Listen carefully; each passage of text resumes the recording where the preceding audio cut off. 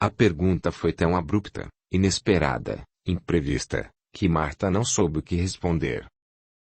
Os lábios não se moveram, mas seus grandes olhos impacientes revelaram o assombro que a pergunta lhe causara.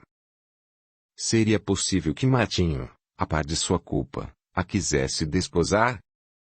Que sentimento impulsionava? Piedade? Amor? Compaixão? Não o sabia, mas uma vaga intuição lhe dizia que ele, para salvá-la da desonra, num gesto de abnegação e renúncia verdadeiramente evangélicas, propunha-lhe o recurso do casamento. Mas isso não seria para ela uma desgraça maior? Quem diria que ela, ao ver novamente Fábio, não teria desejos ocultos, pensamentos de adultério, visto que as primeiras afeições raramente morrem? E depois, era lícito a uma mulher aceitar tamanho sacrifício de um homem a quem prezava pela bondade de seu coração e beleza de caráter? Não, não e não. 3 vezes não. Apesar de tudo, Tatinha, prosseguiu o cearense, eu serei feliz contigo. A esponja do esquecimento apagará do quadro negro de tua vida essa falta que eu de antemão já perdoei. Ao demais, quero salvar-te, quero redimir-te como Jordão purificador de meu amor imortal. Que me resta da vida, que me reserva o futuro sem o teu amor? Saara imenso sem oásis, de alucinadoras miragens, será minha triste existência planetária sem o consolo bendito de teu afeto. Quero-te agora mais que nunca, porque és infeliz, porque te sentes só e abandonada. Verás que a nossa vida transcorrerá venturosa e boa, aqui, neste recanto humilde onde nasceste. Direi a teu pai que fui eu, o homem que ele um dia recolheu ao santuário de seu lar, o autor de tua infelicidade, e que agora só uma solução resta: o casamento. Nunca. Nunca, bradou Marta no auge de sua dor. Triste ideia formas de meu caráter, Martinho. Jamais consentiria que a cólera de meu pai pesasse sobre a cabeça de um inocente. E, além disso, eu não pretendo aceitar a tua piedade. Cala-te, Tatinha, bradou Martinho no apogeu de sua paixão. Cala-te. Eu não quero que digas isso, ouviste? Eu te amo acima de tudo e sobre tudo. Não é a compaixão o sentimento que me anima neste momento, é o amor no que ele tem de mais sagrado e sublime, de santo e puro. Sabes que é o amor? Nunca sentiste a deliciosa tortura do amor? O amor é essa loucura divina que me faz calcar aos pés os sentimentos da dignidade humana para redimir teu espírito, purificar teu coração, aformosear tua consciência e restituir a calma e a tranquilidade à tua alma lategada pelo infortúnio. Nunca sentiste o coração chorar no berço do órfão, no catre do moribundo, no cárcere do criminoso, no túmulo de uma mãe, na choça do desgraçado, na trapeira do faminto, na mão que se estende mirrada e seca caridade das ruas, nas chagas de outro coração alanceado pela desventura. Nunca sentiste a alma soluçar sobre o corpo hirto de um amigo, sobre um lar desfeito, sobre o leito dos hospitais? Nunca sentiste, em face de uma dor superlativa, confranger-se teu coração? Nunca tentaste bem nas misérias que vão pelo seio da humanidade? Nunca experimentaste o prazer maldito de secar uma lágrima? Nunca? Pois aí tens o amor na sua acepção mais profunda. Conheces a aventura que a todos nos inunda o coração quando os nossos olhos se cruzam com os da criatura a quem amamos. Tens aí uma das modalidades do amor. Tu que já choraste, que já bebeste o cálice de amargas provações, não tens, num rápido momento, em horas fugitivas de alegrias, a doce sensação de que isso é uma manifestação do amor. Pois bem, aceita o meu amor, porque ele resume tudo quanto de belo possa existir no coração humano. Repito-te. Quero salvar-te na exaltação de meu amor. Não penses no que me dirá teu pai. Tudo sofrerei para ver-te feliz e iluminar a escuridão da minha vida com os raios fulgurantes de teu afeto. consentes? Marta não respondeu. Limitou-se a olhar para a longa estrada deserta, em cujas areias a luz solar tinha reflexos deslumbradores. Ah! Se Fábio viesse naquele instante consolar-lhe o coração rudemente ferido. Impossível. Esquecera e dessa grande, incomparável afeição, que lhe restava. A desoladora e pungente certeza de seu esquecimento. E Martinho, embaixo, sob a janela, com o olhar súplice, aguardava a resposta de Marta. Que esperava ela? Em que pensava, pois tudo não se ia resolver à medida de seus desejos. Deveria rejeitar a proposta do sertanejo. Agora tinha ela a certeza absoluta de que não era um sentimento menos digno que levara Martinho a propor-lhe aquela solução. Mais cedo do que supunha, ele subia no seu conceito, aureolado pela irradiação simpática de seu gesto largo de abnegação e sacrifício. Que nobreza de alma, que grandeza de coração! Jamais julgara que no mundo existissem espíritos daquele quilate. Se lhe recusasse o oferecimento, o amor, por mal compreendida a visão das coisas, que lhe restaria? Sofrer as consequências tremendas de um crime sem perdão. Mas o que a deixava deveras apreensiva era essa resolução de Martinho, de querer confessar ao velho Carlos que fora ele o sedutor. Isso não podia ser. Não devia ela consentir em semelhante injustiça. Responde, Tatinha, tem pena de mim. Tudo suportarei para alcançar o teu amor. Fala, dize que sim e agora mesmo vou falar ao teu pai meu protetor. Sei que escrúpulos muito naturais impedem que pronúncias o teu consentimento, mas vê bem. O tempo corre e urge que demos uma solução satisfatória ao teu caso, que agora é meu também. Fala, e preciso que fales, pois Fábio não volta mais, a não ser para zombar de teu sofrimento. Não julgues que o deprima em favor de minha causa, não, isso não é de meu feitio moral, nem se coaduna com o meu temperamento. Já o sabia libertino e mau e, agora, tenho a prova robusta da baixeza de seu caráter. Marta pensava ainda. A evocação do nome daquele que fora a sua primeira ilusão, a sua primeira esperança de mulher, perturbava-lhe o espírito, abalava-lhe o coração, sentia um misto de dor e alegria ao ouvir alguém falar desse homem que a fizera provar o elixir a um tempo delicioso e amargo do prazer e do sofrimento. No entanto, ela se sentia atraída agora para essa nova afeição que rompia a sincera e redentora de um coração para ela sempre indiferente. Devia aceitar o sacrifício de Martinho. Dolorosa interrogação que se perdia dentro dela, sem encontrar eco de natureza alguma. Faze o que quiseres, sentenciou por fim a filha do velho Carlos. Martinho fitou-a longamente como se não houvera compreendido bem o que Marta acabava de dizer-lhe. Seria verdade ou mistificação de seus sentidos? Possuiria mesmo aquela mulher com quem sonhava desde os primeiros gritos de sua mocidade? Estaria sonhando. Marta lhe dissera mesmo que sim. Realizar-se-ia o sonho torturante de sua alma. Súbito, surge-lhe, no espírito, a desconfiança terrível de que o pai da desventurada moça não consentiria nessa união. Martinho não queria fazer alusão à falta de Marta, embora mais tarde a pudessem descobrir, mas, dado o caso de uma oposição formal, ver-se-ia na dolorosa emergência de suportar, por um ente desumano e cruel, a cólera de um pai atingido em sua honra.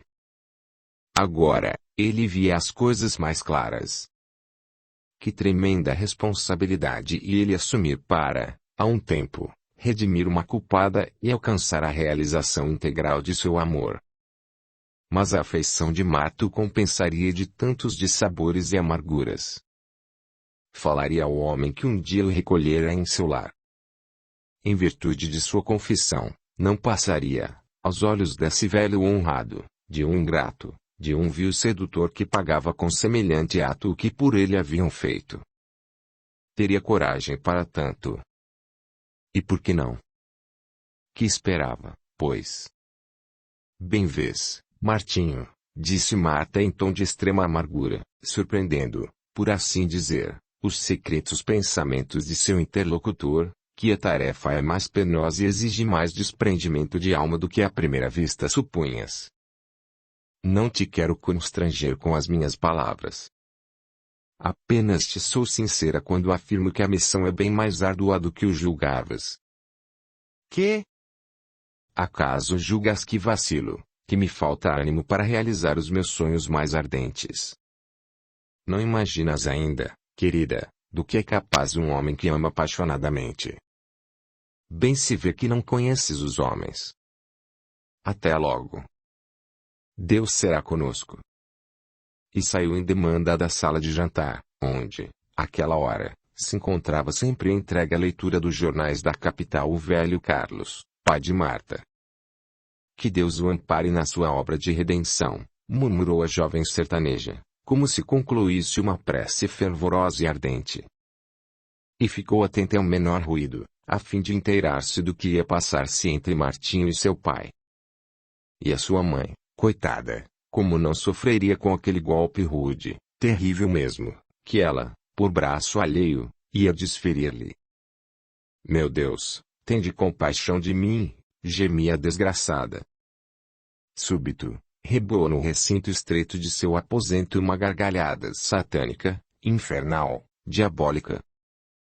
Maldita obsessão. Sempre aquele gargalhar horrendo nas horas dolorosas de sua vida.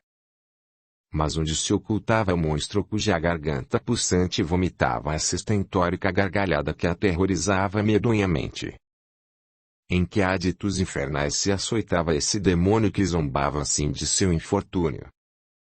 Ainda não saíra do pavor em que a lançara essa manifestação demoníaca quando ouviu forte altercação na sala de jantar, mesclada de gemidos e lamentações. Quis atirar-se para o interior da casa, mas grande receio a conteve no meio do quarto. Sentia que sua mãe chorava e seu pai insultava Martinho, maldizendo a hora em que se lembrara de praticar uma obra de misericórdia. Mas não tinha ânimo de sair dali. Pelo contrário, ocultou-se, tomada de súbito pavor, atrás de um guarda-roupa de nogueira que ficava a um canto da alcova. Levando as mãos ao coração, como para conter-lhe as pulsações desordenadas, Marta ficou assim, imóvel, olhar esbugalhado, a sentir uma angústia infinita a torturar-lhe a alma. Nunca sofrera tanto quanto naquele instante. Reconstituiu mentalmente a cena. Na frente de Martinho, que se conservava cabisbaixo e humilde, o velho pai com os punhos cerrados, a gesticular como um epiléptico, amaldiçoava o sertanejo. Desconhecia Marta como o filho opunha-se àquela união grotesca e desigual. A um canto, desmaiada, sua mãe, em cujo semblante muito pálido se vislumbravam os traços que o anjo da morte ali deixara impresso. No limiar da porta que ia ter a cozinha, Josefa, apalermada e triste, contemplava o quadro. Pelas janelas abertas faiscavam, de vez em quando, olhares indiscretos de trabalhadores curiosos. E Marta, contemplando pelo pensamento ou com os olhos da alma essa cena de alta dramaticidade, sentia-se incapaz de um gesto, de aventurar um passo, de premeditar uma desculpa. E estava na atitude flagrante do criminoso confesso. Audiolivro realizado pelo canal Surya Chand Audiobook. Cessaram, por fim, as vozes de um silêncio tumular sucedeu, como só ia acontecer em situações idênticas, ao barulho ensurdecedor de discussão acalorada. Quen, naquele momento, do limiar da porta que ia ter ao corredor, contemplasse o quadro que se entolhava não podia deixar de sentir o coração acicatado pela dor, torturado pelo sofrimento daquelas três criaturas. Maria parecia ter envelhecido mais dentro daqueles minutos. Sentada agora em uma cadeira de balanço, com as mãos cruzadas que sobre o peito, olhar perdido no vácuo como ao cismar sobre o seu grande infortúnio, era a mater dolorosa daquele quadro deveras comovedor. Carlos encanecera momentaneamente. O golpe moral fora tão violento que ele mesmo não sabia avaliar. sentara-se na chaise longa e tapava o rosto com as mãos. Os seus cabelos tinham, agora, flocos de neve pelo meio. Dava pena observá-lo naquela posição, curtindo a grande dor que lhe despedaçava o coração. À sua frente, de pé como um réu que esperasse o veredicto do tribunal, cheio de enternecedora humildade, aniquilado mesmo, Martinho era, talvez, quem mais sofria naquele instante. Passava por uma extraordinária provação aquele desgraçado, a quem o amor obrigara a destruir, com a revelação do mau passo de Marta, a felicidade de um lar outrora venturoso e honrado.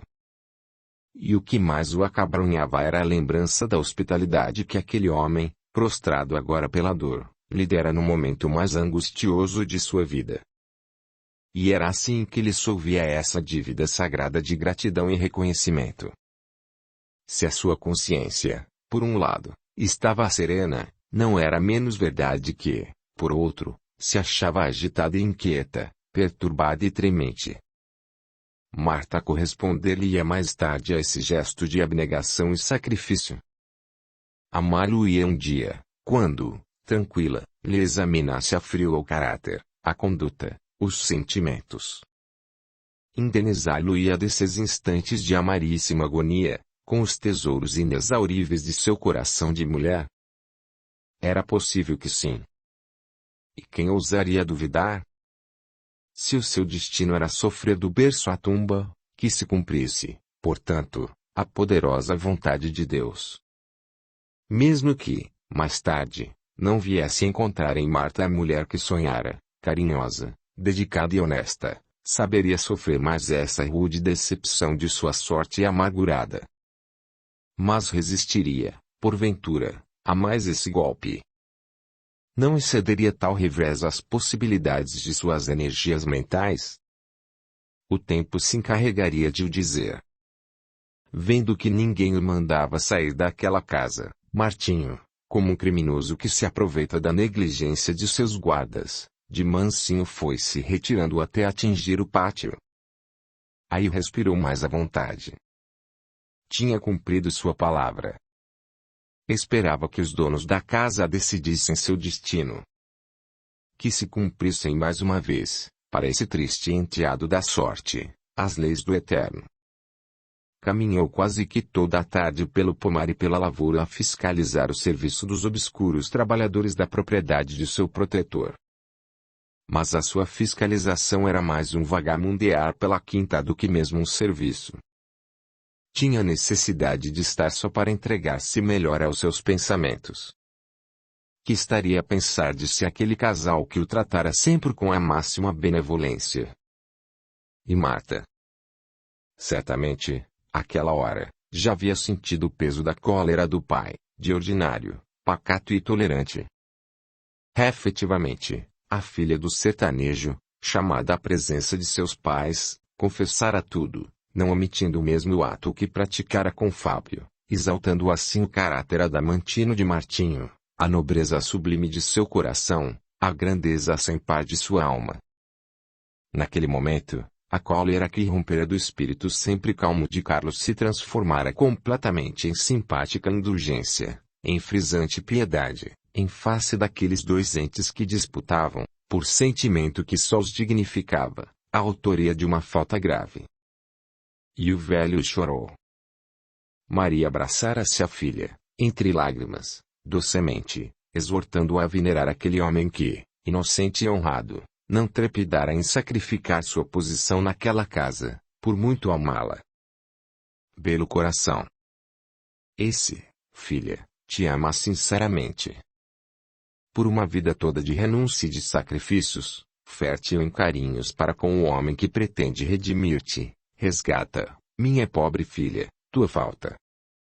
Ama-o sempre com as energias de teu coração juvenil, porque o amor é a lâmpada maravilhosa que ilumina a consciência, é o elixir da eterna beleza, é o filtro do esquecimento de nós mesmos e que cria ao mesmo tempo, em nossas almas, sentimentos de mais justiça e equidade para a grande família humana.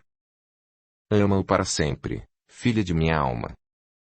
Cicatriza logo essa ferida que abriste com o bálsamo salutar de teu afeto. Marta, A vida só a sente quem ama, porque o amor é tão forte e tão sagrado que nos faz parecer curta a existência para se enxugarem as lágrimas de todos que choram ao redor de nós. Chamar-nos-ão de sonhadores, os egoístas, porém, que vale mais? Passar a vida sonhando com a felicidade, que são a paz e a confraternização humanas, não nos deixando tempo para pensar nas misérias sociais, ou passar a vida torturados pelos problemas de ordem transitória que nos assaltam a cada passo o espírito. Concorda comigo, minha filha, que é melhor sonhar. Sonhando, esquecer-nos-emos das nossas próprias dores. Finda que foi a conferência, Marta retirou-se para os seus aposentos com a consciência um pouco mais aliviada. Brilhava-lhe na alma um raio de esperança. Parecia-lhe mesmo que as cotovias luminosas das ilusões perdidas volviam agora, festivas e vibrantes, a pipilar no seu coração deserto. Debruçada no peitoril da janela de seu quarto, olhando aquela mesma estrada por onde dias antes esperava surgir a figura quase esquecida, porém eternamente simpática de Fábio, não experimentava a mesma sensação de vacuidade em seu derredor. Estava mais alegre, sentia-se quase feliz. Teriam terminado as suas provações. Só Deus o sabia. Martinho voltava agora do trabalho, ou melhor, de sua excursão pela vasta propriedade do bondoso sertanejo. No seu rosto tostado pela luz tão bravia dos sóis do Equador, não se descobria o mínimo vestígio de que sofresse. Tinha o aspecto de um justo. Marta, vendo-o, acenou-lhe com a mãozinha delicada. Ele se apressou em atender a tão esperado chamamento. Tudo está combinado, Martinho, disse a filha do velho Carlos. O nosso casamento se realizará dentro de poucos dias com a maior discrição possível. Não haverá convites especiais. O jovem não soube o que responder, tal a sua perplexidade. Imaginava deixar aquela casa dentro de poucos dias, em virtude da atitude francamente hostil de Carlos, aliás, perfeitamente justificável, e agora era a própria Marta quem lhe vinha dizer que o seu casamento se realizaria dentro de poucos dias. Que brusca metamorfose se operara no caráter do pai de sua amada. Que acontecimento inesperado mudara o aspecto da questão. Saberia o sertanejo a verdade completa. Era o mais provável, senão ele não consentiria mais um só instante em sua granja. Mas que foi que aconteceu, Tatinha? Indagou ele, ainda visivelmente comovido. Contei-lhe toda a verdade. Não achas que fiz bem, que cumpri o meu dever? Redarguiu. Martinho permaneceu silencioso. Pensava. Em que? Caráter verdadeiramente impressionável, não era senhor de resolver tão relevante questão num momento de emoção mais ou menos violenta. Refletia com os olhos fitos no chão sobre o que acabava de ouvir da própria boca de Marta. Seus grandes olhos impacientes se cravaram no homem que tinha a seus pés, mudo, silencioso e grave. E tal era a persistência desse olhar, que Martinho ergueu a cabeça. Vendo-a sorridente, a fitá-lo com ar provocador e quase insolente, não se conteve e, de um salto verdadeiramente tigrino, espicaçado pelo instinto, achou-se ao lado dela, dentro do quarto, ofegante, olhar esbraseado e cintilante, lábios trêmulos, numa vibração de desejos apaixonados. Marta não tinha saído de seu espanto lógico e natural e já o sertanejo a cingia pela cintura com seus braços franzinos, mas de uma resistência de aço, e os seus lábios sequiosos, trêmulos, delgados, procuravam a boca vermelha de seu ídolo. A jovem nenhuma resistência opôs ao desejo daquele que vinha, assim, ao seu encontro, na volúpia estonteante de um sincero e ardente amor, ao contrário, num abandono completo, revelou para logo o seu temperamento fogoso e sensual. Quando Martinho deixou a alcova de Marta, as primeiras sombras do crepúsculo desciam sobre o sertão. Os vaqueiros tangiam a boiada pachorrenta e tarda para os currais, cantando tristes cantigas aprendidas nos desafios à viola. As ovelhinhas, Em um só rebanho, caminhavam também para as eiras escancaradas. A serra da Borborema azulava distante qual sentinela gigantesca em perene vigilância. Nota da Súria. Preciso pedir um grande favor a você, que está ouvindo esta história. Compartilhe o vídeo, deixe o seu comentário e o seu gostei. O YouTube deixou de notificar as postagens. Dessa forma você estará ajudando o canal a crescer nos algoritmos. Gratidão. Capítulo 3. Martinho sentara-se à sombra de frondoso cajueiro e pensava nos momentos de indizível felicidade porque acabava de passar ao lado daquela mulher de beleza estonteante e deslumbradora que ele amava com loucura, com frenesi. Como fora feliz, como se sentia agora compensado de todo o sofrimento que vinha suportando desde a meninice. Os carinhos da mulher amada bem valem os dissabores de toda uma vida de provações. Mas, ao mesmo tempo em que se sentia feliz e quase orgulhoso de sua condição de homem amado, amarga recordação punha laivos de profunda tristeza no seu coração. É que Marta já pertencera a outro homem, que mais feliz do que ele recebera as suas primeiras carícias e os seus primeiros beijos. Que tortura!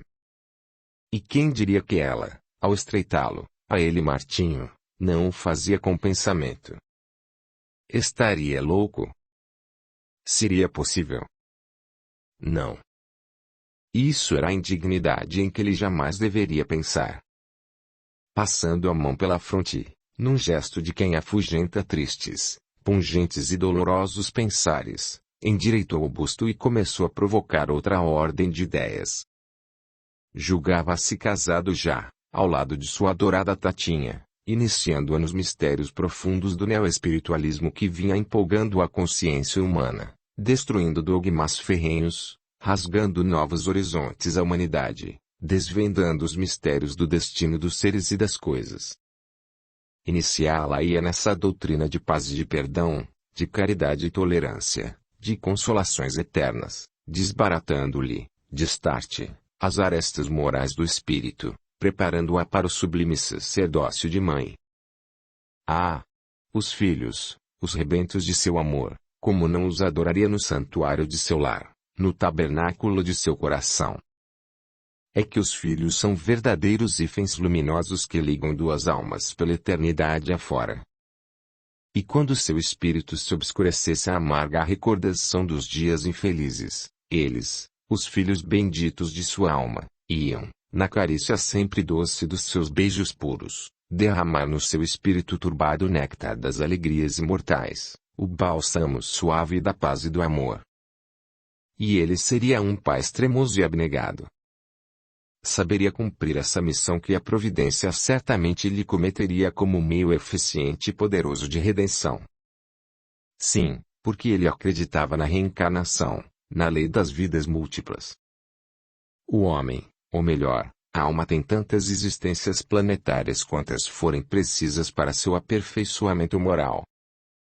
E só assim, mediante essa lei que revela a equidade divina, a justiça indefectível de Deus, ele compreenderia as desigualdades sociais, as diferenciações flagrantes que se apanham no seio da humanidade. Porque uns ricos e outros pobres, uns ilustrados e outros ignorantes, uns pretos e outros brancos, uns sãos e outros deformados, uns felizes e outros infelizes.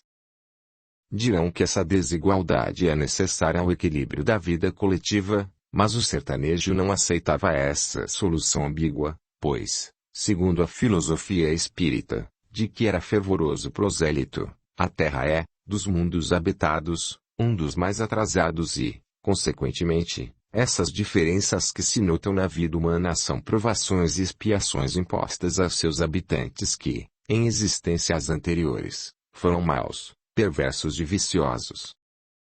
E ele, Martinho, fora, talvez, um desses maus, por isso sofria nesta vida as consequências do mal que teria praticado. Agora a justiça eterna o colocara no meio do caminho daquela mulher para desempenhar a nobre missão de redimi-la mediante exemplos edificantes de abnegação, renúncia e sacrifício.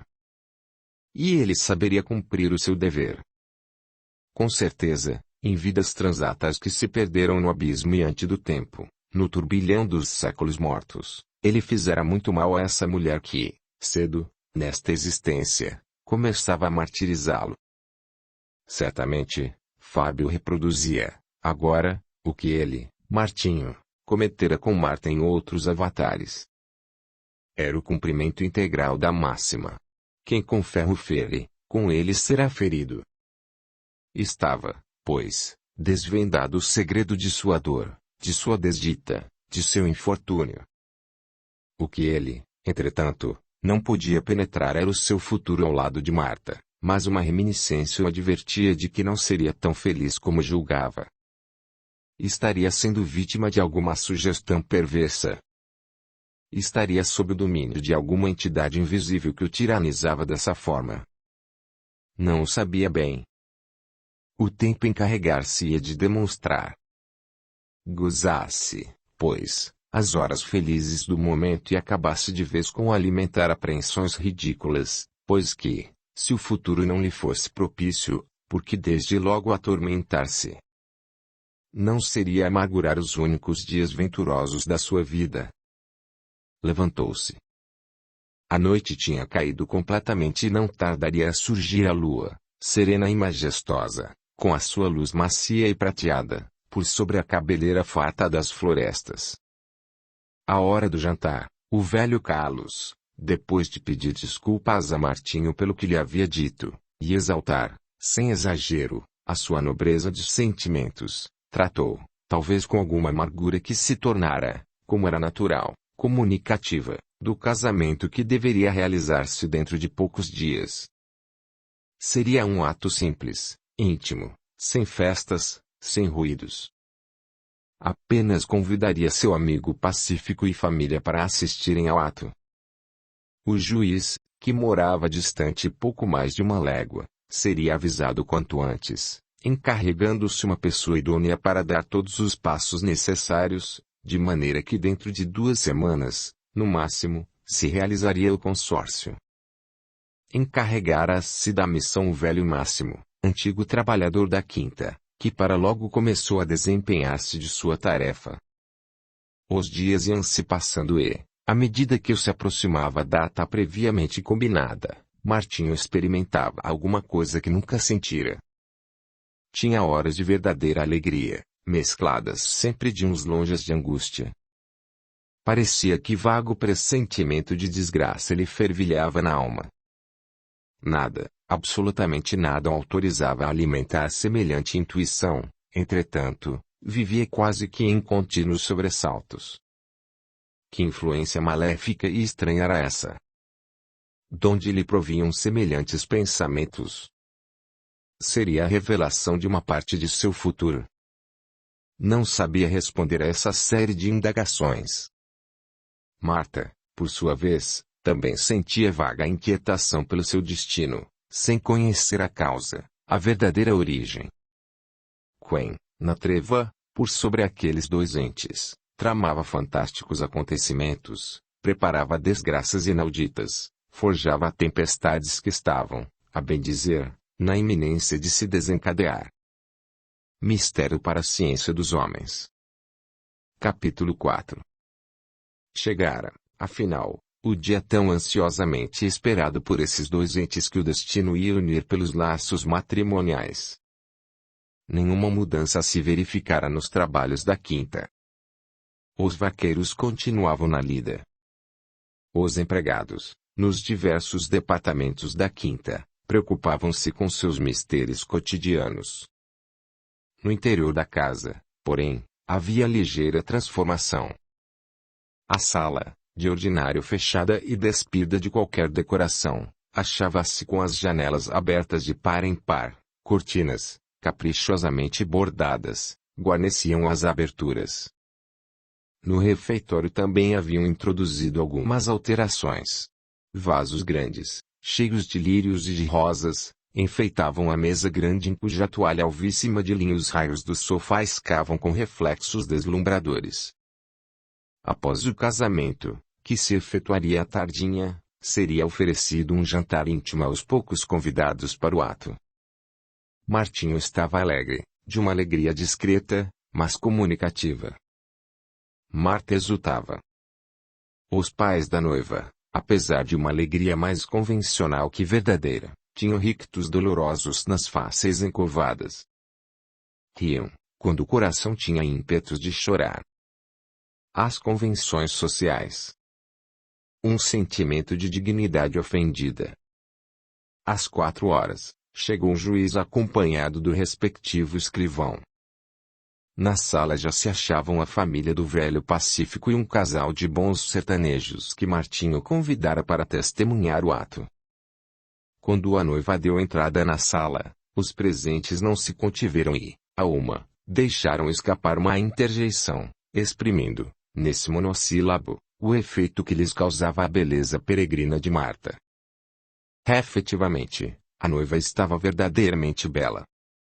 Parecia que todos os seus encantos de mulher bonita, ocultos nas dobras insondáveis da alma, apareciam naquele dia, irradiando graça, mocidade e beleza, para torná-la admirada e desejada no esplendor estonteante de sua formosura.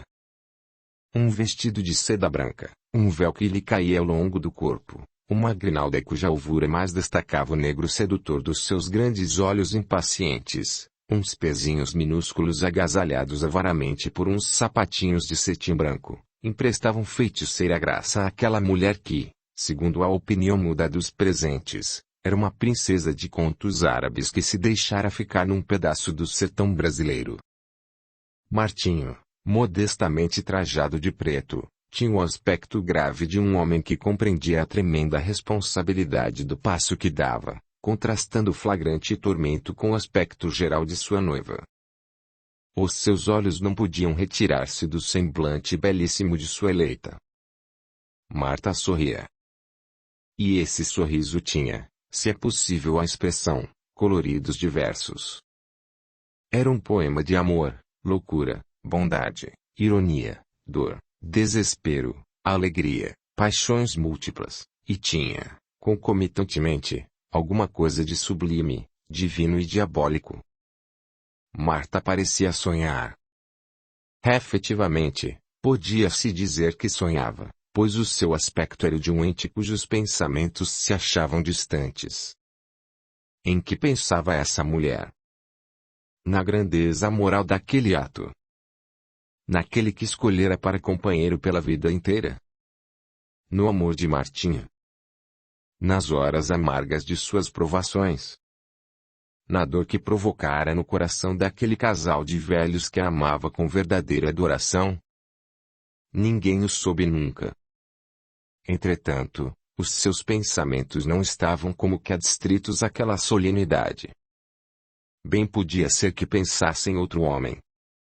Mas seria possível que Marta ainda amasse Fábio? E por que não? Os corações femininos são abismos insondáveis. O homem, quando ama ou sofre, não pode guardar, com essa avareza peculiar à mulher, o segredo do seu amor ou os mistérios de seu sofrimento. A mulher, nesse particular, é mais reservada, enigmática, impenetrável mesmo. Daí o dizer-se que a mulher é uma esfinge. Quem sabe? O que não admitia ou padecia dúvida que Marta ainda se lembrava, com saudade, dos beijos ardentes de Fábio. Ele fora, até então, para ela, a única razão de ser de sua vida e, por isso mesmo, ainda o não esquecera. Tinha mesmo medo de encontrar-se um dia com ele, receosa de que viesse a trair-se a si mesma. Entretanto, era preciso que em Marta se perpetuasse esse privilégio das mulheres, sentir sem sentir. Audiolivro realizado pelo canal Surya Chand Audiobook. Chegara, enfim, o momento solene. O juiz leu alguns artigos do Código. Preenchidas as formalidades, a autoridade fez as perguntas da lei. Os noivos responderam com firmeza e, após mais algumas formalidades indispensáveis ao ato, momentos depois estavam casados. Depois das saudações do estilo, encaminharam-se todos para o refeitório. Mesa ornamentada e bem disposta anunciava o jantar. Sentaram-se todos e deu-se, sem mais delonga, Começou a refeição. Reinava silêncio.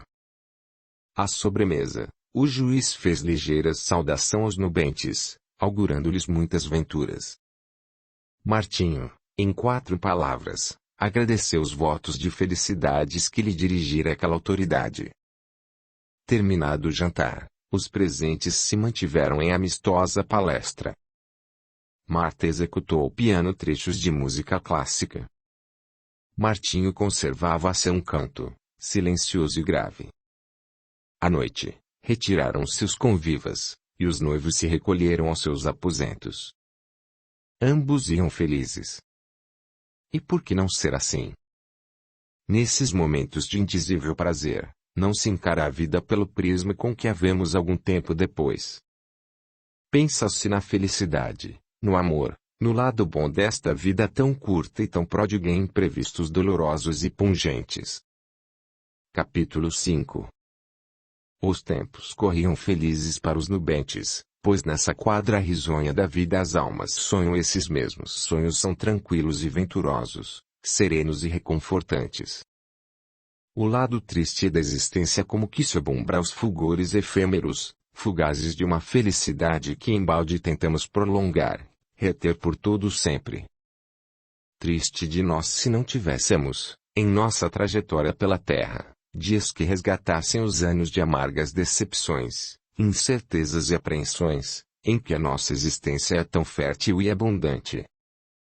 Martinho experimentava, todavia, momentos de acerbas desconfianças. Uma intuição contínua de desastres futuros lhe atormentava a alma e o coração. Que surpresas desagradáveis lhe reservava o porvir. Acaso não sofrera bastante para fazer jus a melhores dias? Por que esse pressentimento angustioso? Mistério que inutilmente tentava penetrar. Chegara dezembro, o mês simpático do Natal de Jesus. Projetavam-se folguedos para o dia 25. A quinta mudava de aspecto. Todos se preparavam para comemorar a data natalícia do Rabino da Galileia. E na radiosa manhã desse dia, quando ainda se achava carregada de brinquedos a arvorezinha de Natal, nascia o filho de Marta, como uma promessa de redenção. Logo que a parteira colocou ao seu lado o lindo bebê, afogado em rendas e fitas, Marta, com indizível angústia, tratou logo de estudar-lhe os traços, a fim de verificar se havia, na sua doce fisionomia de inocente, algo que lembrasse aquele homem ingrato e pérfido que a fizera, no entanto, fruir agora do inefável prazer da maternidade. Era o retrato fidelíssimo de Fábio. Marta estremecera. E por quê? Que sentimentos tumultuavam seu espírito? Alegria ou tristeza? Remorso? Só ela o sabia. Depois de desviar seus olhos da criança que parecia adormecida, ela ficou a fitar o teto, sem expressão alguma no olhar, mergulhada em pensamentos difíceis de serem perscrutados. Martinho entrou nesse momento na alcova, trazendo 2 elegantes pacotinhos que depôs um ao lado de Marta e outro ao lado do bebê. Seus olhos cravaram-se logo no semblante da criança, como a procurar no seu rostinho rosado algum traço que lhe fizesse crer ser pai daquela tenra criaturinha. Do exame minucioso, parece, não resultou nenhuma conclusão que o satisfizesse, pois que, depois de dirigir a sua querida Tatinha algumas palavras repassadas de amor, mas com vestígios quase que imperceptíveis de amarga decepção, rolaram-lhe pelas faces, emurchecidas pelo sofrimento, 2 grossas lágrimas, que eram bem um poema de dor e de infinita tristeza. Nenhum músculo da face se lhe contraíra, mas o pesar era tão grande, a sua desventura tão imensa, que ficou imóvel, hirto, espectral, no meio do quarto, com os olhos ligeiramente umedecidos e perplexamente fixos na fisionomia risonha e simpática daquele intezinho que viera ao mundo para despedaçar um coração. Não era seu filho, a natureza lhe dizia na significação insofismável de seus traços. Era o castigo do pecado. E era também o prêmio de seu alto espírito de sacrifício, de abnegação e renúncia. Mas por quê?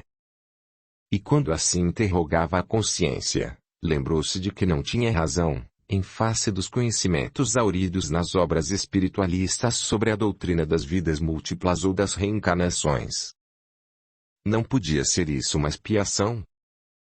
Quem sabe se, em outra vida, não teria Tatinha prevaricado com ele e causado a Fábio a mesma dor que o feria agora tão profundamente? Não era essa a lei de causa e efeito que tanto admirava? Se acreditava na reencarnação, por que desconhecer ou negar a justiça infalível do Criador? Meu Deus! Pôde o desgraçado murmurar. Passas bem, Tatinha? Bem, por enquanto. Toma cuidado, nenhum esforço, nenhuma imprudência, aconselhou o infeliz, tentando iluminar o semblante com um sorriso que a esposa percebera ser forçado. E para que seu sofrimento ou provação não fosse incompleto, num gesto que mais tinha de divino que de humano, depôs na testa da esposa um longo beijo apaixonado e, em atitude que a dor divinizava, encostou sua face queimada pelos sóis da terra paraibana à face macia da criança, na doçura indizível de um carinho. Marta chorava. Mas por que, Deus do céu, no instante em que o homem superior, que se ligara a ela pelos zelos sagrados do matrimônio, lhe oferecia uma lição sublime de evangélico esquecimento, ela pensava, talvez com saudade, em Fábio, cujos sentimentos nunca poderiam, nesta vida, atingir a altura a que chegara o coração generoso de Martinho. Era uma louca, uma mulher sem alma nem consciência. Devia morrer. Mas a morte lhe apagaria as manchas de seu espírito trevoso. Martinho retirou-se, lançando à criança um olhar tão cheio de doçura e meiguice que Marta jamais vira em seu marido. A dor transfigurava-o. Aquele choque tremendo que recebera no momento em que o seu orgulho de homem lhe ia proclamar a paternidade desviara-o das cogitações secundárias da vida. Agora era mister viver para o cumprimento integral de sua dolorosa provação. Fora, segundo a filosofia espiritualista, um grande criminoso em vidas anteriores, pois que, se assim não sucedera, teria que renegar sua fé, seu Deus e sua religião. Era preciso, com o sorriso dos mártires a brincar na comissura dos lábios, cumprir a tarefa que alguém lhe distribuíra para ressarcir anteriores prevaricações. Fosse como fosse, cumpria aceitar os fatos com coragem, porque nada acontece por acaso ou sem razão forte. Capítulo 6. Fábio chegava, agora formado em medicina pela Faculdade do Rio de Janeiro. A notícia espalhara-se rapidamente e Marta, já restabelecida, foi uma das primeiras pessoas da vizinhança que souberam de seu regresso. Não sabia explicar e nunca o soube porque se sentia um tempo alegre e pesarosa. O homem que a infelicitara, apesar de tudo, exercia influência mais ou menos poderosa em seu caráter, de ordinário, frouxo e incapaz de um gesto de desprendimento, de sacrifício, de abnegação. Não podia, pois, ocultar certo embaraço quando alguém falava no jovem Esculápio.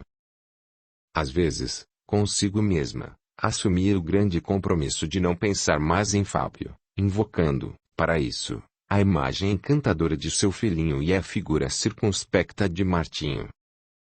Mas quando pretendia pôr em execução seus projetos de mulher casada, que sabe até onde pode ir a admiração por um homem que não seja o seu marido, eis que pensamentos perversos se insinuavam em seu espírito, insensivelmente, sem que ela se apercebesse de tal.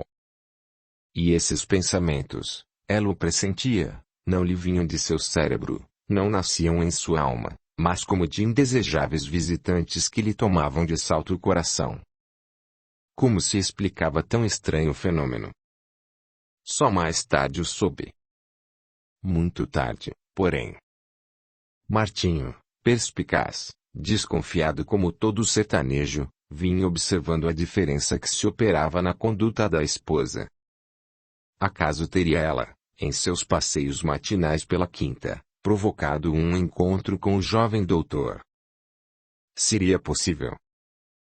Não, isso não passava de ciúmes que se não justificavam.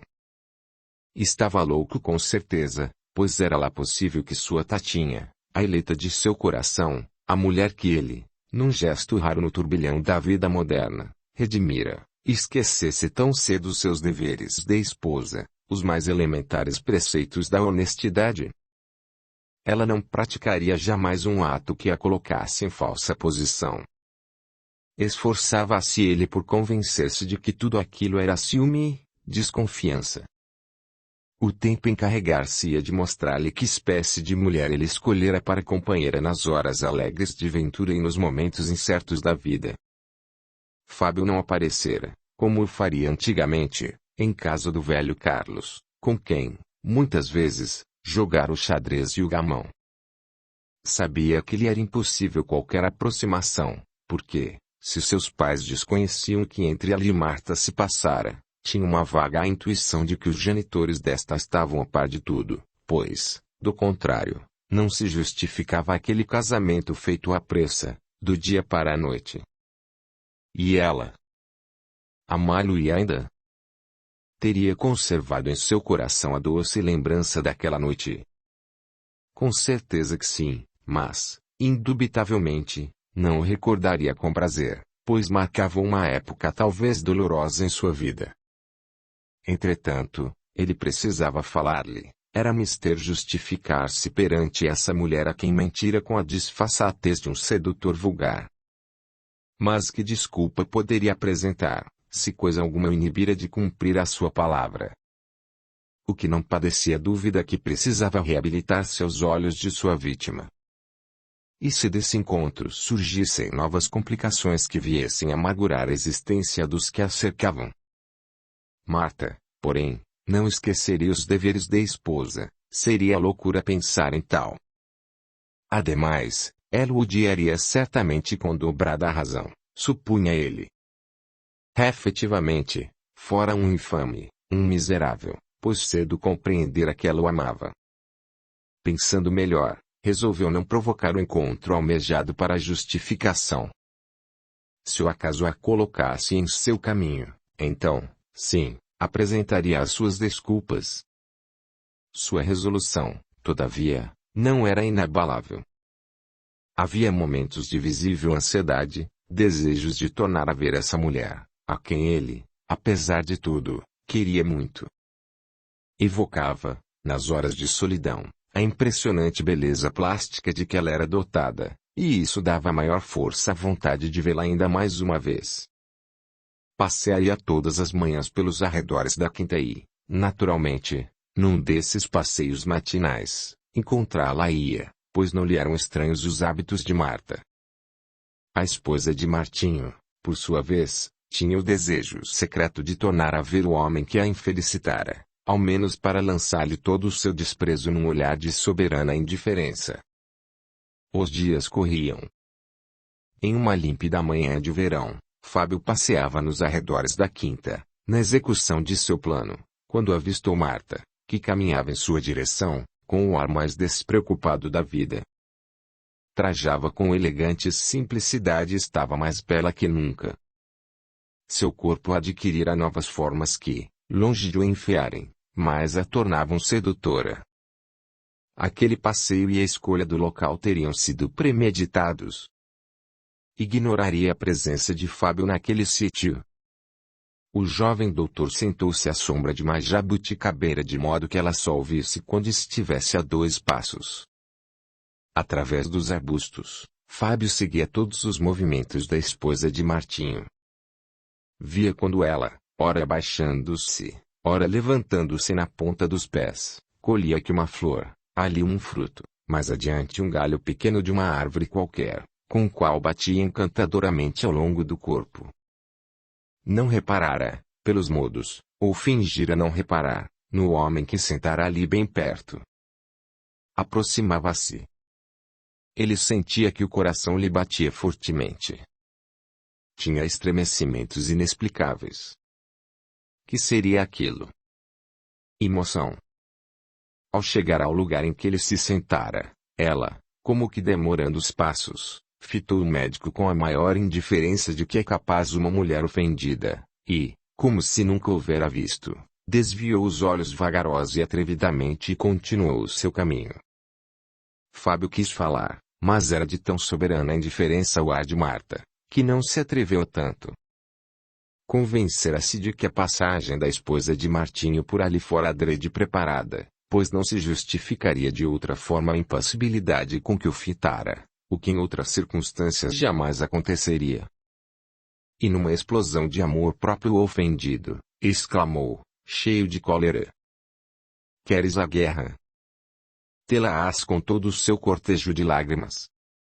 Foste-me uma vez e sê-lo-ás tantas quantas a mim me parecer suficiente para te abater o orgulho." E com um sorriso sardônico, como se incorporasse naquele instante o anjo do mal, falou consigo mesmo: "Sei que me amas muito e pouco ou quase nada ao teu marido. É a primeira probabilidade de vitória. Eis a segunda. Quando uma mulher passa com ar de indiferença por um homem com quem já entreteve relações, denuncia desde logo a sua fraqueza e o seu interesse." Assim pensando, levantou-se. Soltou o dário de um homem que concebera terrível plano de vingança. A passos seguros e largos, encaminhou-se para casa. Aí chegando, dirigiu-se para o seu gabinete, onde penetrou e fechou cuidadosamente a porta. Atirou-se em uma cadeira e entregou-se às suas reflexões. De quando em quando, rápidos clarões iluminavam-lhe o semblante sinistramente impassível. Súbito, pegou na pena e traçou a seguinte carta: "Marta. Eu sou, tu bem o sabes, um criminoso, mas aos delinquentes assiste um direito sagrado, mais que um direito, um instinto, e este é o da defesa. Pois bem, eu quero defender-me das tremendas acusações que me vens fazendo no foro íntimo da tua consciência. Se ainda te restam farrapos de afeição por esse criminoso, que no caso tu sabes bem quem é, concede-me a felicidade de me ouvir amanhã, à mesma hora de hoje no mesmo local por onde passaste com a terrível indiferença das soberanas da beleza. Teu, pelo coração, Fábio." Meteu a carta no envelope e saiu do gabinete. Na tarde desse dia, Marta tinha em mãos a carta de Fábio. Desde o momento em que propositadamente passara pelo homem que, apesar de tudo, ainda amava, começou a sentir uma melancolia indizível, verdadeiramente mortal. Houve mesmo um momento em que ouviu a gargalhada estentória que nas horas de indescritível tristeza reboava no recinto misterioso de sua alma, nos áditos impenetráveis da consciência. Agora tinha em mãos a carta de Fábio, carta 1000 vezes maldita e 1000 vezes bendita. Que fazer? Que resposta dar? Deveria mostrar essa carta a Martinho? Sim, era esse o seu dever, dever imprescritível, inalienável, visto que tinha um homem a quem devia respeito e obediência, e esse homem, cuja nobreza de caráter era inconteste, havia apagado, com a sua dignidade, uma falta que ela cometera num instante de irreflexão, de loucura quase. Sim, devia pôr seu marido ao corrente do fato, pois nada mais a ligava a Fábio. E que temeridade há desse homem em dirigir-lhe, em semelhante conjuntura, aquela carta, em cujas entrelinhas o espírito arguto de Marta descobrira uma vaga promessa que não queria adivinhar. Sim, não havia dúvida alguma de que ele tentava uma reconciliação e, quem sabe, uma ligação talvez. Mas, Deus do céu, era lá possível semelhante coisa? No entanto, ali estava a carta, em suas mãos, a revelar o que se passava no espírito daquele homem cujo caráter lhe era um verdadeiro problema que exigia, para sua solução, artifícios de cálculo. Não devo mostrar esta carta a Martinho, ponderou de si para si a desgraçada. Ignorando ele a existência dessa missiva atrevida e irritante, evitar-se-á, talvez, uma desgraça. Rasgá-la-ei, amanhã, comparecerei para dizer a esse homem que se afaste em definitivo do meu caminho. Não resta dúvida, prosseguiu ela depois de longa pausa, de que a intenção dele é reencetar relações comigo, mas eu necessito de pôr termo a esse estado de coisas que se não pode prolongar por mais tempo, sob pena de Martinho inteirar-se do ocorrido. Então. E não terminou. Seus olhos percorreram, de novo, pela 10ª vez, a carta que Fábio lhe enviara horas antes. Após ler e reler a missiva do jovem médico, dobrou-a maquinalmente, guardou-a no seio e pôs-se a contemplar, pela ampla abertura da janela, com olhar inexpressivo e vago, a paisagem que se descortinava, monótona, diante de sua retina.